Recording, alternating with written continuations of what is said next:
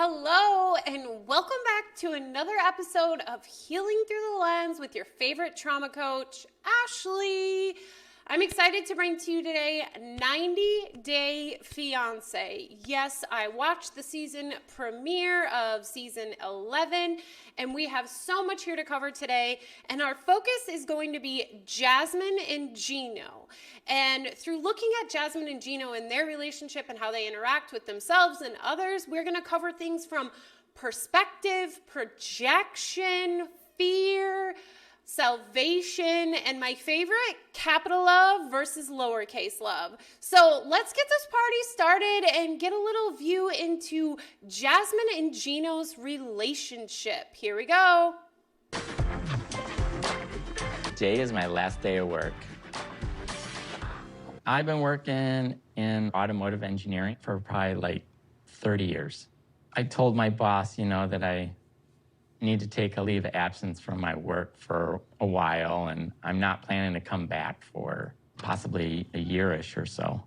I want to make Jasmine a priority because I'm really worried, if she's not able to adapt to it, is she going to go back to Panama and that's it?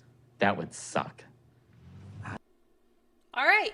So let's stop right there. That was just our introduction to Gino, and already we can see the fear and the sacrifice. Gino not only is having Jasmine come to the U.S., he also is taking a leave of absence indefinitely from his job to ensure a certain outcome. So oftentimes when we're living in that place of uncertainty where limitless opportunities exist, do not forget that it is scary. But the reality is when we attempt to create certainty, which Gino is doing by taking time off work to ensure that he does everything in order he can to ensure that Jasmine doesn't leave him, well, a lot of times that turns into sabotage, because what we've done is we've shifted our belief system from that of love to that of the ego, in turn are being driven by fear. And when we're being driven by fear, we're coming from a place of attack. Even though we feel like we're coming from a place of love, we're coming from a place of attack. Therefore, most often, unless someone has done some deep internal work, they will meet our attack with attack. And so Gino also is coming from this place of sacrifice.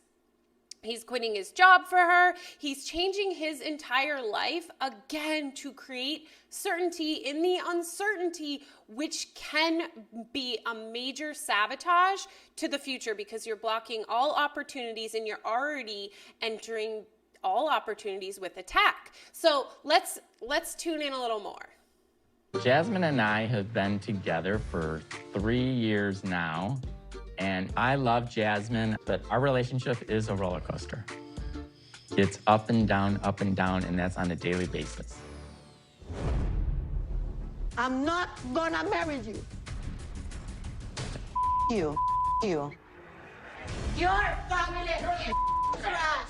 You're a piece of you. I'm gonna go and my ex right that there, knows bitch. how to me. Whore.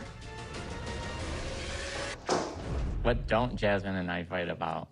I mean, we fight about my past exes, my past girlfriends, the food I eat, finances, my family. What keeps us coming back together is we have such a strong bond and a good connection that when I believe there's no hope or think there's no hope, somehow we come back together.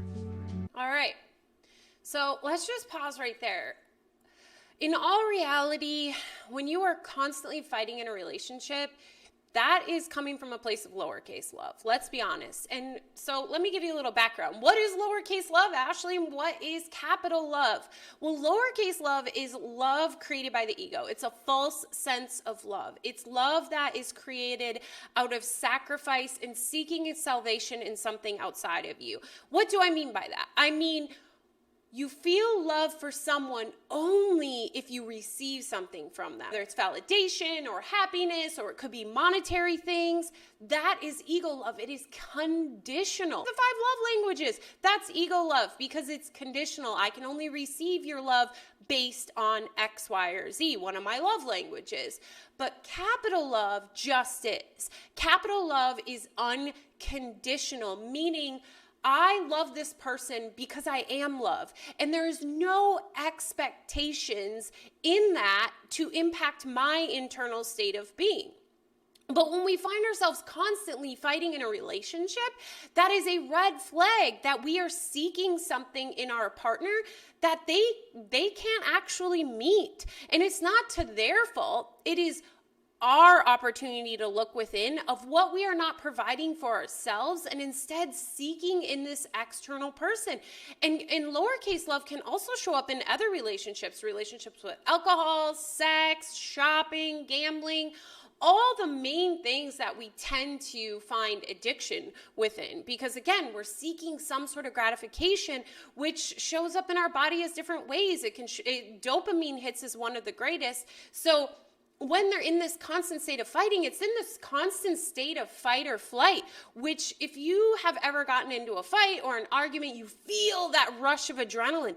People can literally become addicted to that because it's providing them this feeling of living, of being alive. That's why there's adrenaline junkies that go jump off crap and they're constantly risking their lives. And that's when they feel the most alive.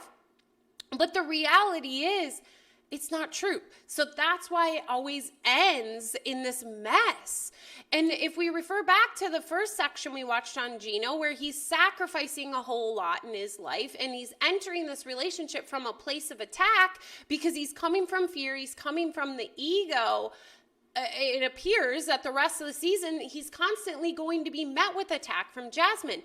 And we'll also see coming up how Jasmine has set up an attack as well in how she's entering into this relationship and the fear she's holding on to and what she is projecting out.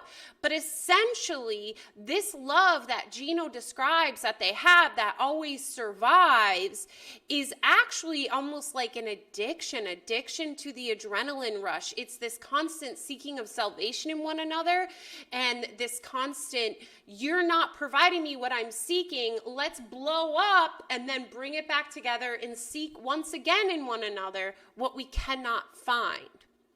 So now let's fast forward and let's watch a little bit more here as to their relationship. I cannot pretend that I'm super happy. I just can't. Because that's not true. What's wrong?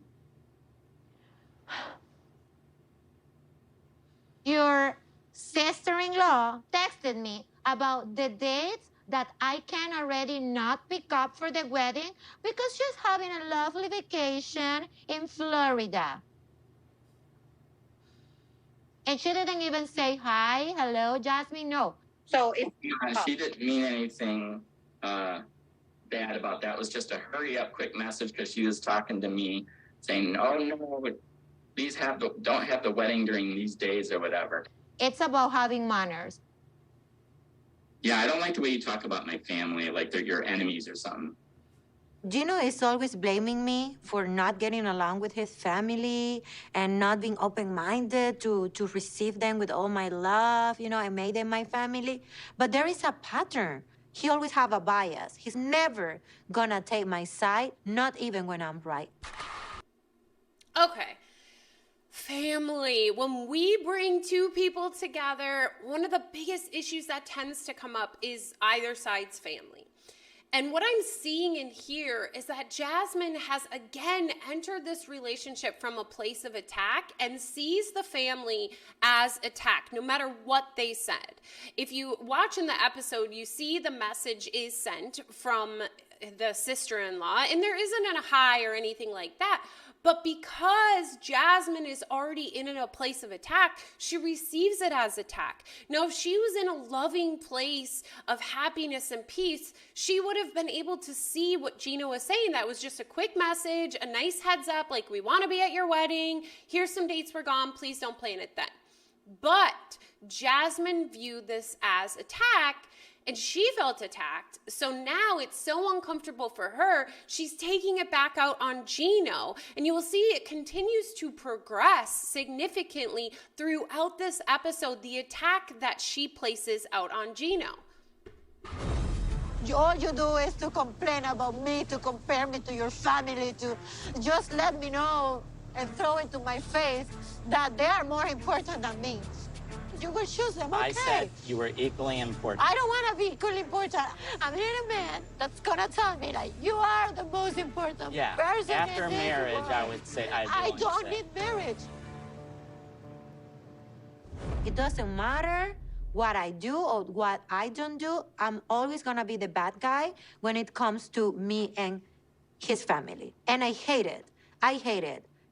All my family have always treated you with love, with Okay, again, she reiterates that she feels this sense of attack and this sense of hierarchy within the family and needing to rank above the rest of the family. That's an internal projection of her not feeling enough herself and needing that external gratification from Gino that she is the most important thing.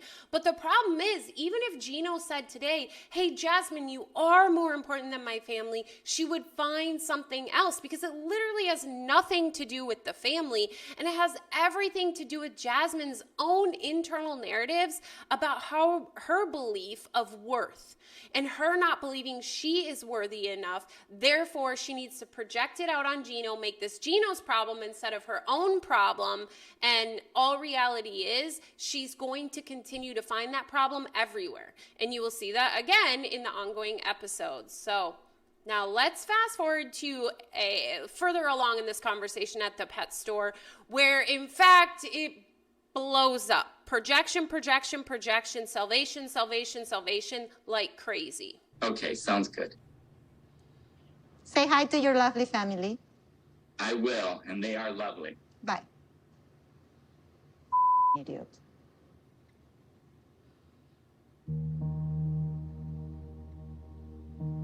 I have the message here. I'm not making it up.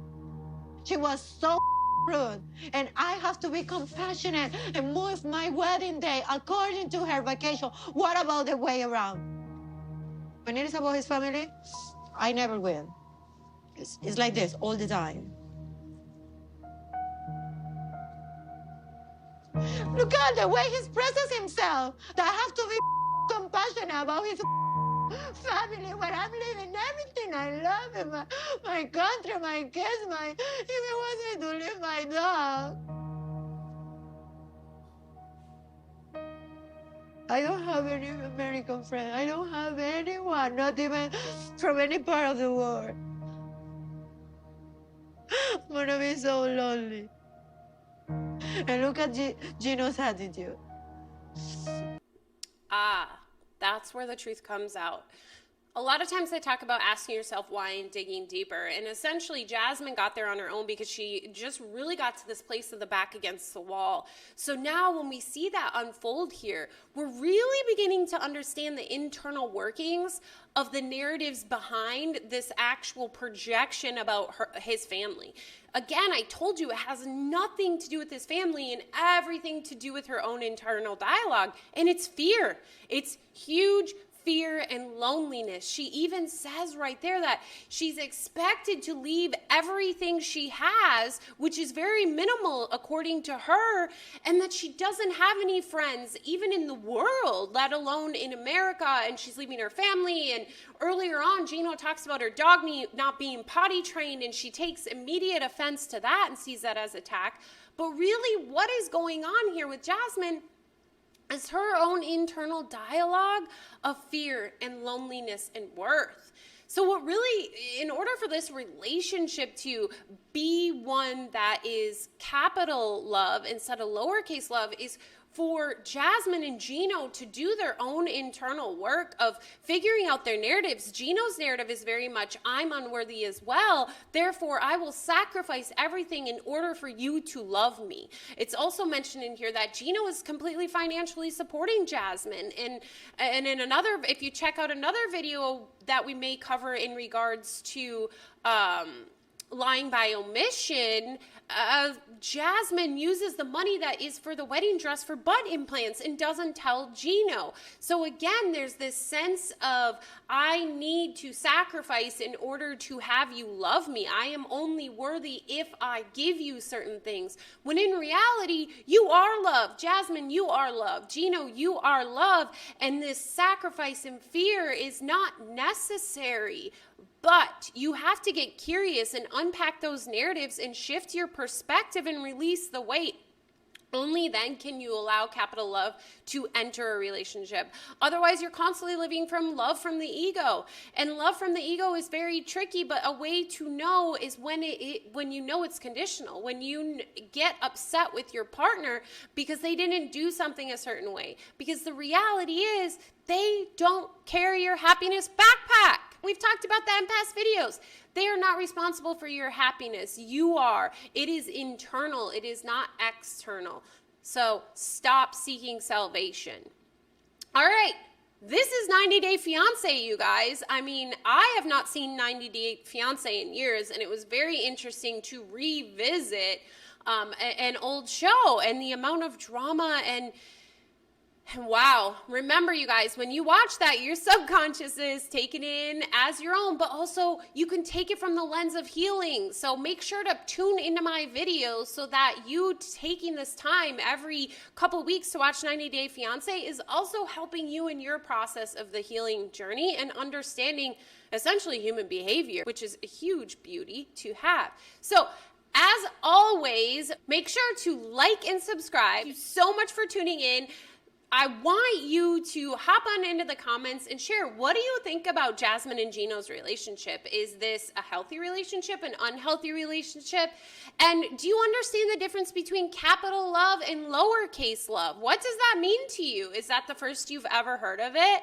Also, the key takeaways today, again, were really about projection and fear and seeking salvation in others and sacrifice and just really an overarching understanding of relationships. And remember, if you're coming from a place of capital love or lowercase love, am I placing conditions on this love? Is this person able to impact my state of being due to their actions? Remember, like and subscribe, comment below, answer my questions, and a new Kardashian video will be coming out towards the end of this week. We haven't fully decided if we will continue the 90 Day Fiance, so let me know your thoughts. Comment below if you want more, and as always, please share your ideas of what you would like to see through the lens of your favorite trauma coach, Ashley. Again, like and subscribe, and as always, remember you are worth it. Thank you. Bye.